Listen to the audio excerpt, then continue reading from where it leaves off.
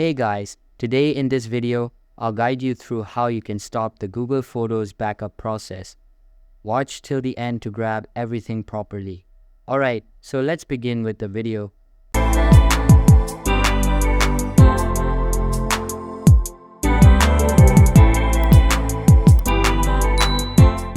First things first, open the Google Photos app on your device. Once the app is open, make sure you are in the Photos section. At the top right corner, you'll see your profile icon. Tap on it. After tapping on the profile icon, you should see a backing up banner beneath your account address. Tap on this banner. This will take you to the backup settings.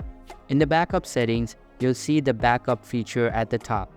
Simply toggle this setting to the off position to stop the Google Photos backup process. Alternatively, if you can't find the backup toggle in the profile section, you can also access it from the settings menu. Tap on the settings icon at the top right corner of the Google Photos app. In the settings, look for the backup feature and toggle it off. Once you've turned off the backup setting, Google Photos will stop automatically uploading your photos and videos to the cloud.